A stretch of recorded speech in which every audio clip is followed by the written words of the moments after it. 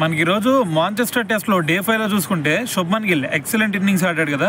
So దీంతో అతను మళ్ళీ సెంచరీ కంప్లీట్ చేసుకున్నాడు. సో మరి ఈ సిరీస్లో చూసుకుంటే ఏకంగా 4 టెస్టుల్లో 4 సెంచరీలు కంప్లీట్ చేశాడు. కేవలం మరి థర్డ్ టెస్ట్లో మాత్రమే సెంచరీ చేయలేదు. సో దాని తర్వాత ఇప్పుడు 4th టెస్ట్లో సెంచరీ చేశాడు. అంతకుముందు ఫస్ట్ టెస్ట్లో సెంచరీ, సెకండ్ టెస్ట్లో చూసుకుంటే 2 సెంచరీలు కొట్టాడు. ఒకసారి 269, దాని తర్వాత వచ్చేసరికి ఒక 100 ఎబో కొట్టినట్టున్నాడు.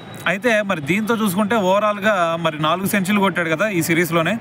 అయితే మరి దీంతో మరి ఈరోజు అతను ఈ సెంచరీతో ఏకంగా ఈ సిరీస్లో 700 రన్స్ను కూడా కంప్లీట్ చేసుకోవడం జరిగింది.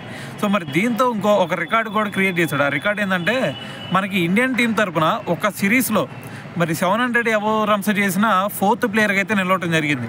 అయితే అంతకుముందు చూసుకుంటే మనకి ఈ లిస్ట్లో ఫస్ట్ సునీల్ గవాస్కర్ ఉండేవాడు. సునీల్ గవాస్కర్ అప్పుడు 1971 అప్పుడు 72 అప్పుడు అతను వెస్టిండీస్ మీద అవేలోనే ఏకంగా 774 రన్స్ కొట్టాడు.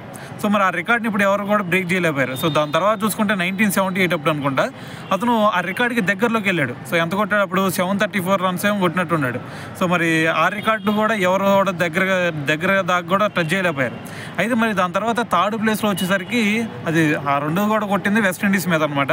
అయితే దాని తర్వాత థర్డ్ ప్లేస్లో వచ్చేసరికి మనకి ఎస్ఎస్వి జైస్వాల్ ఉన్నాడు. జైస్వాల్ అంతకుముందు మన హోమ్ టూర్లోనే ఇదే ఇంగ్లాండ్ మీద. సో మొన్న చూసుకుంటే అతను ఏకంగా 712 రన్స్ కొట్టి థర్డ్ ప్లేస్లో అయితే ఉన్నాడు అనమాట. సో మరి ఇప్పుడు శుభ్మన్ గిల్ వచ్చేసరికి మరి ఇప్పుడు 701 రన్స్తోనే ఉన్నాడు. సో దీంతో అతను 4th ప్లేస్లో అయితే ఉండడం జరిగింది.